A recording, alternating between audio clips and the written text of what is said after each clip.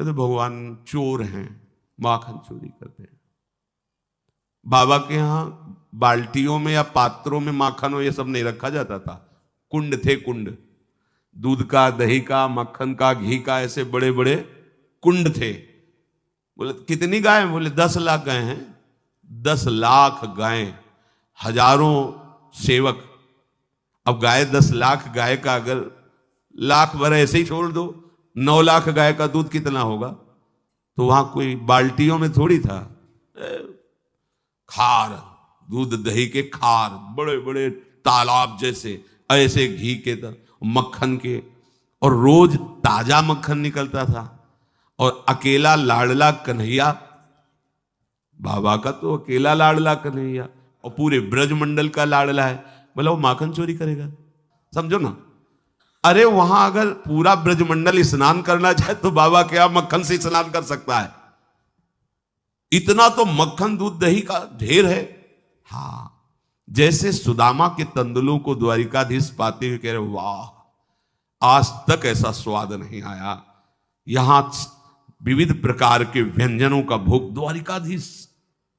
अब गोपीजन जब बाबा के घर में आती हैं, देखती हैं लाला का ये बाल्य सुख, मैया से लड़ रहे, माखन खा रहे, कभी ये मटका फोड़ रहे, कभी ये, तो उनको लगता है ऐसा मेरे साथ कब करेंगे? ये था माम प्रपद्यन्ते तास्तत विभजाम्यम, ये अपने सखाओं के साथ आवे और मैं छुप करके देखूं, और ये चौरविशंकित नेत्रों से ऐसे देखते हुए हमारा माखन चुराएं। जब मैं इनको पकड़ूं तो ये डर जाएं और ये भागे। वो मैं सुख, जो यशोदा मैया को सुख देते वो मुझे भी सुख दे।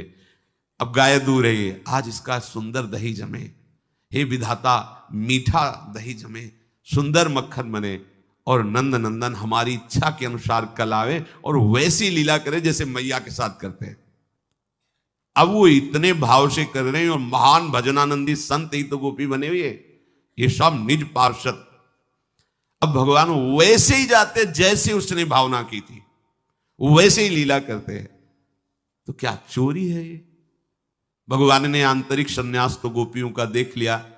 कात्यायनी देवी की उपासना करके एक ही बात केवल मांगती हैं कि हे महादेवी, आप हम पर प्रसन्न हो और नंद नंदन हमारे पति हो। साधना कांता भाव की, आंतरिक पूर्ण समर्पण। प्रातःकाल अगहन के महीने में बहुत शीतलता होने लगती है, लेकिन रोज यमुना जी का उगाहन गोपीजन करती है। गले तक खड़े रह करके प्रभु का स्मरण करते हुए यही लालसा है, नंद नंदन हमारे पति हो, प्रीतम हो। प्रभु सबके वस्त्र उठा लेते हैं। अवस्था 7 वर्ष की।